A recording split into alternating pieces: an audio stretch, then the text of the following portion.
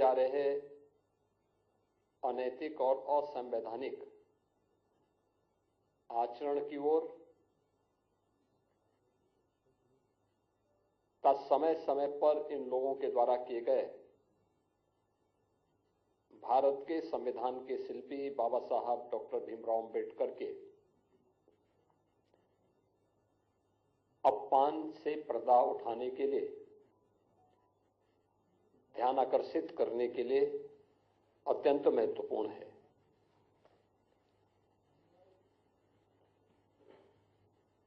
हम सब जानते हैं, देश की आजादी के आंदोलन में और संविधान निर्माण के दौरान और स्वतंत्र भारत में बाबा साहब डॉक्टर भीमराव अंबेडकर का एक बड़ा योगदान था। अत्यंत महत्वपूर्ण उनकी भूमिका समय समय पर रही। वे भारत माता के एक महान सपूत थे।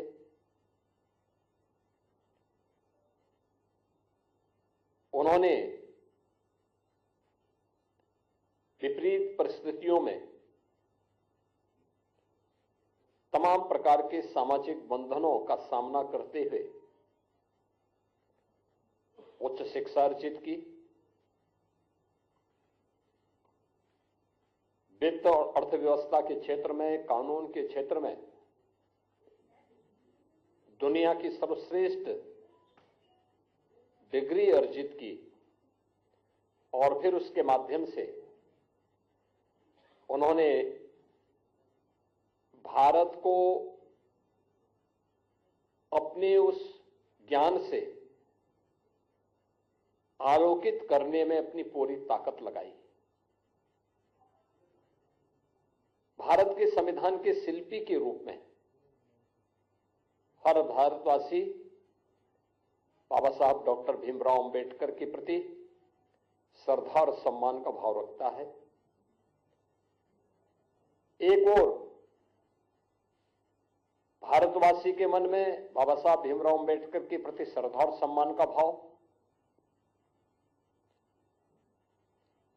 बाबा साहब भीमराव अंबेडकर के सपने का भारत बनाने के लिए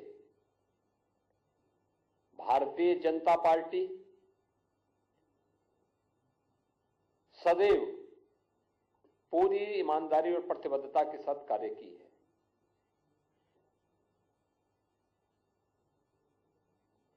सरदेव अटल बिहारी वाजपेयी जी का यह जन्म शताब्दी वर्ष है और कल उनके जन्म सदी का एक आयोजन भी पूरे देश के अंदर होने जा रहा है। अटल जी की सरकार रही हो या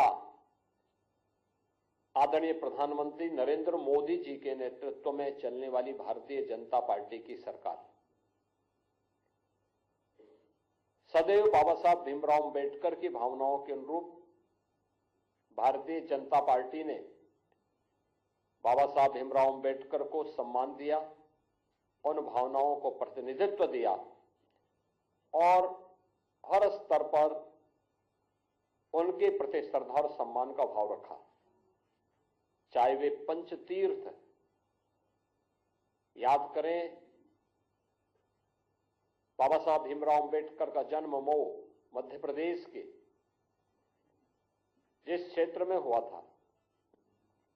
वहां पर भारतीय जनता पार्टी के तत्कालीन मुख्यमंत्री श्री सुंदरलाल पटवा जी ने स्मारक बनाने का काम किया था और उसका उद्घाटन सरदेव अटल बिहारी वाजपेयी जी के द्वारा किया गया। दिल्ली में अंबेडकर सेंटर के लिए भूमि प्रदान किया था स्वर्गीय चंद्रशेखर जी ने और वहां पर अंबेडकर इंटरनेशनल सेंटर की स्थापना आदरणीय प्रधानमंत्री मोदी जी ने किया। दीक्षा भूमि नागपुर में भव्य स्मारक बनाने का कार्य हो, या फिर इंग्लैंड में जहां पर बाबा साहब भीमराव अंबेडकर ने उच्च शिक्षा अर्जित की थी,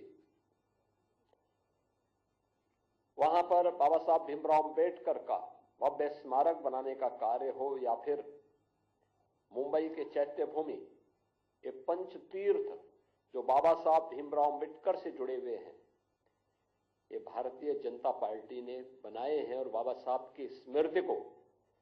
जीवंत बनाए रख करके सदैव सदैव के लिए भारत के अंदर वंचितों और दलितों के लिए एक आशा की किरण के रूप में बाबा साहब भीमराव अंबेडकर को सम्मान दिया। आज जो कुछ भी कार्य मोदी जी के नेतृत्व में चलने वाली एनडीए की सरकार के द्वारा किए जा रहे हैं, जिनमें पहली बार दलित और वंचित शासन की योजना का हिस्सा ईमानदारी के साथ बन रहा है, चाहे वह हर घर में शौचालय बनाने का कार्य हो,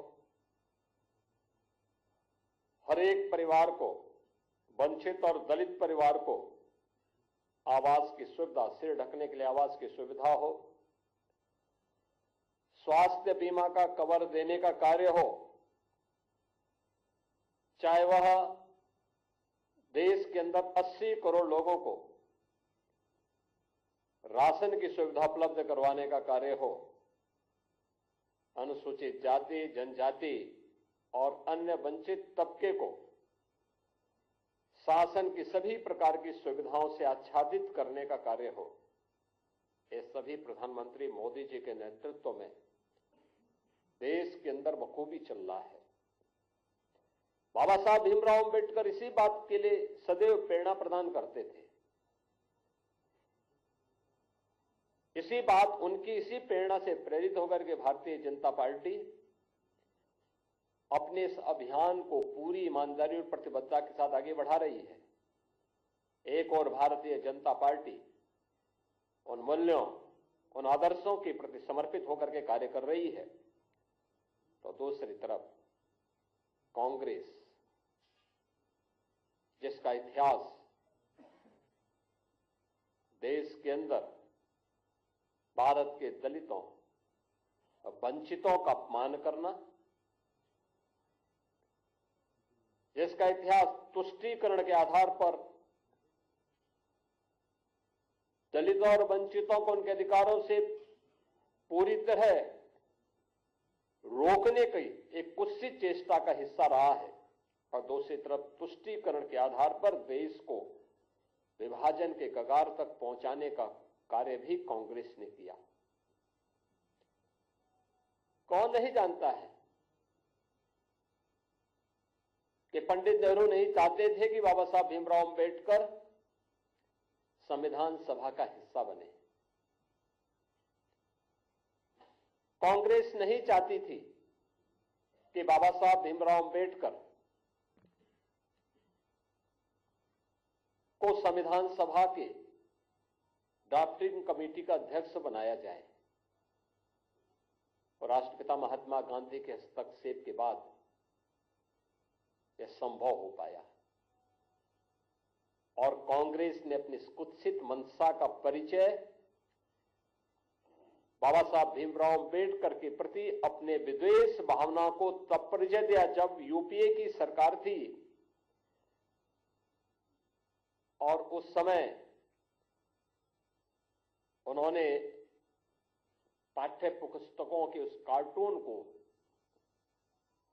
जिसमें बाबा साहब भीमराव अंबेडकर के चित्र को पंडित नेहरू के द्वारा कोड़े मारने के एक कार्टून के माध्यम से दिखाया था, एक कांग्रेस की कुत्सित मानसिकता को दिखाता है। बाद में जब विरोध हुआ तो तत्कालीन